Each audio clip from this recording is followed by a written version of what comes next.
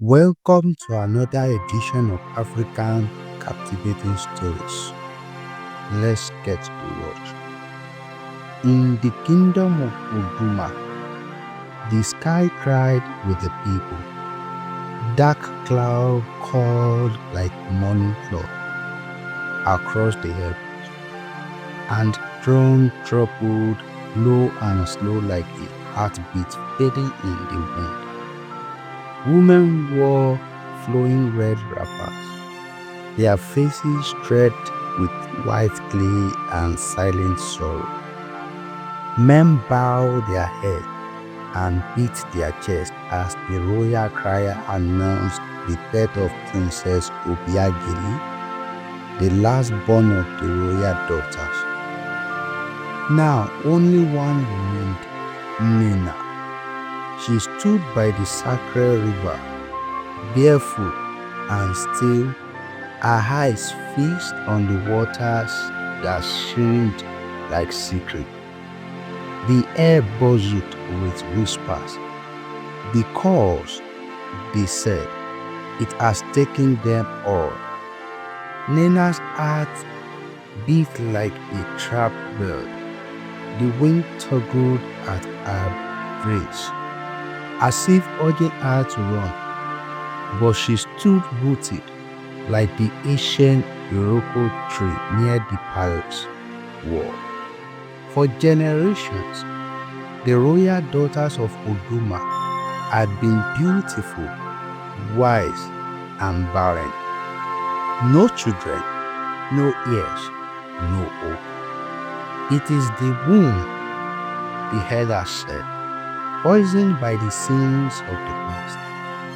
But grandmother said something different. Long ago, before the sickness took her, one day, she had whispered to little Nnenna, a man will come. He will carry two roots within him, one of life, one of death. You must choose, but choose wisely. At the time, Nnenna hadn't understood what kind of man had two roots. Was he a farmer, a spirit, a beast? Now she was 17, and her world was shrinking. The king, her uncle, called her cursed. The palace made cross themselves when she passed. Even the goats avoided her shadow. Still, the river loved her. She came to eat every morning, singing songs no one had taught her, braiding wildflowers into her hair. The river whispered back, rippling gently, cradling her sorrow. And then it happened. On the seventh night after her sister's burial, Nnenna waded into the water. Her feet sank into the warm mud. Fireflies blinked above her like shy stars. As she bent to scoop the calabash of water, something floated towards her, a shell. But not just any shell. It was large, smooth, and ivory colored. It shone under the moon like a treasure from another world. And it had two ridges, one ridge curved toward like a smile, the other dipped down like a front. Two parts on one shell, two choices, two roots. As her fingers touched it, a cold breeze swept across the riverbank. She gasped. Standing just across the water, dressed in shimmering white color, as a woman with no feet, her eyes were the color of the sky after a storm, and her voice echoed like a drum underwater. The time has come, child of sorrow. the woman said. The man with 2 manhood walked towards you. One will bloom your womb, one will bury you. Choose with your spirit, not your fear. And just as suddenly as she appeared, the woman vanished into mist. Nnenna ran back home, the shell clutched tight in her hand, her heart pounding like the festival drum. She didn't sleep that night. The next morning, the king summoned her to the palace. His voice was heavy with forced kindness. Nnenna, the gods had answered. The river priestess has chosen a husband for you. He comes from the Mba forest. His name is Obieze. He will break the curse. Nnenna opened her mouth, but no words came. She had heard stories of the Mba forest, where trees whispered secrets and men disappeared into vine. And Obieze, no one knew his face, only that he was strong, silent, and marked by the gods. The wedding was arranged within days. At twilight, in a grove wrapped in a smoke and chant, Nnenna stood beside a tall man with skin like oxen and eyes like dark.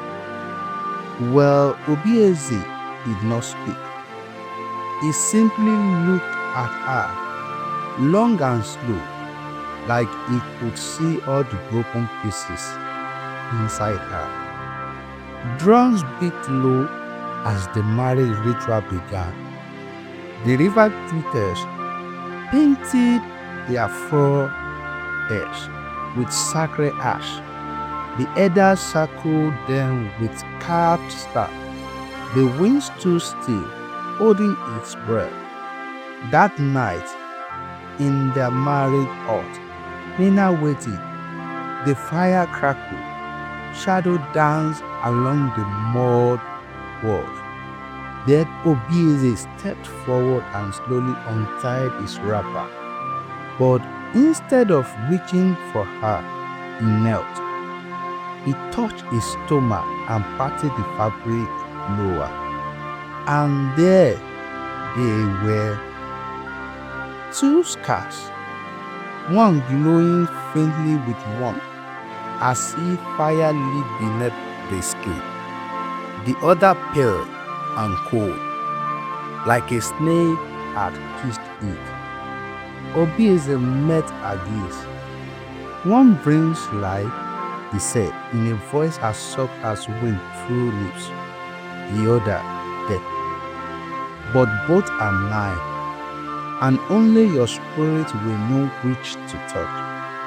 Nnenna stared at him, her hands trembling, the shell with 2 ridges burning hot in her palm. And somewhere outside, in the wood, the trees began to sing. The moon was a bright coin hanging over Oduma, but peace had vanished from the land. Inside the royal compound, whispers slithered like snakes through every hut and corridor. Servants exchanged glances. Guards tightened their grips on their spears. Even the wind seemed to hush as it passed the palace wall. They were afraid of Obieze. He walked like a man, but animals avoided his path. Babies cried when he came too close. And once, when a lizard stared at him too long, it suddenly turned to stone. He is a demon, said the people. He is not from this world, muttered the palace maid. His manhood brings death. One, the old soothsayer under the tree. But Nnenna was caught in a storm of questions. Each night, she lay beside Obieze in silence. He never touched her, never even tried. He simply sat in the corner of their hut, eyes closed, humming low song that made the walls shiver. She remembered the scars, the one warm and glowing, the other cold and silent. One would give her life, the other would steal it. But how could she know which was which? She turned to the only one who might have answers, the chief priest Eze Anya.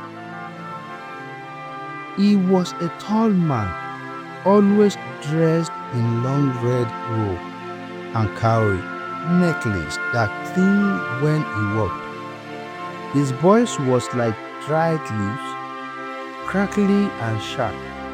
"You are in danger, child," Eze Anya said when she met him under the spirit tree. "The man is not your savior, he is the curse itself." He gave her a small bag filled with black powder. "But this, under this bed tonight," he whispered. "If he is truly of the dark forest, he will wither like a leaf touched by fire." That night, while Obieze slept, Nnenna slipped the bag under the mat. But instead of fear, she felt guilt. Her heart thumped like a drum made from hollow bones. At midnight, she heard a sound, a low cry. She opened her eyes. Obieze was kneeling, shaking, but his body wrapped in glowing light. Strange marks appeared on his skin, spiral, triangles, eyes that blinked and faded. The walls of the hut seemed to be pulsed with the beat of a giant heart. Suddenly, his voice filled the air, not loud but deep and full of sadness. "Why do you fear me?" he said. "I am not your cause. I was born from it." Then he looked at her, and for the first time, tears glimmered in his eyes like broken stars. Nnenna grasped. She felt something inside her shift, like a locked door cracking open. She reached for the black powder, but it had turned to ash. The next morning, the entire village knew what had happened. Eze Anya had spread the story faster than wildfire. Obieze has bewitched the princess. They say she now sees the spirit in her sleep. She must be cleansed or cast out. But Nnenna no longer listened to whisper. She had something stronger, a voice inside her, guiding her towards the forest. That evening, as the sun painted the sky in orange and gold, Nnenna followed a path into the woods. Leaves crushed under her feet. Birds cried out warnings, but she walked on, clutching the two-rigid shell in her hand.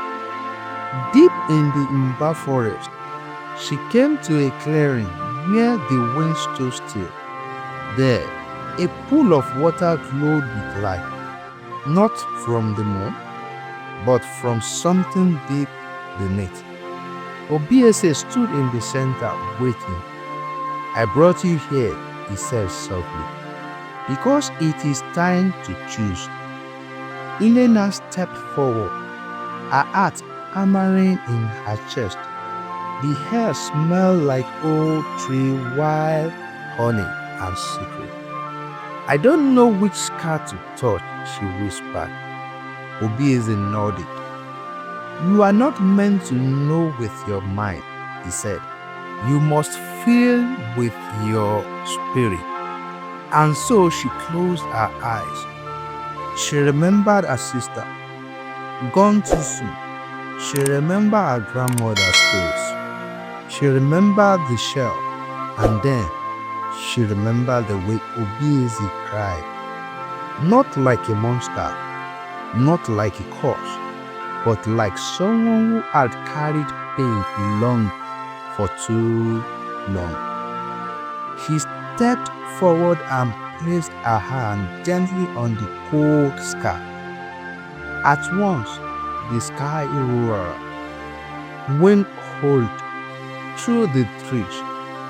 The pool turned silver, and Nnenna's body lifted off the ground, wrapped in glowing vine, her skin burned with ancient symbol. Her voice let out a scream, not of pain, but of power. Then silence. She collapsed into Obieze's arm. Her vision blurred. The word spoon.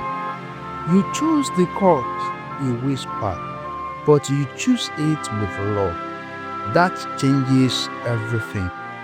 Then her eyes closed, and darkness took her. Thanks for your support.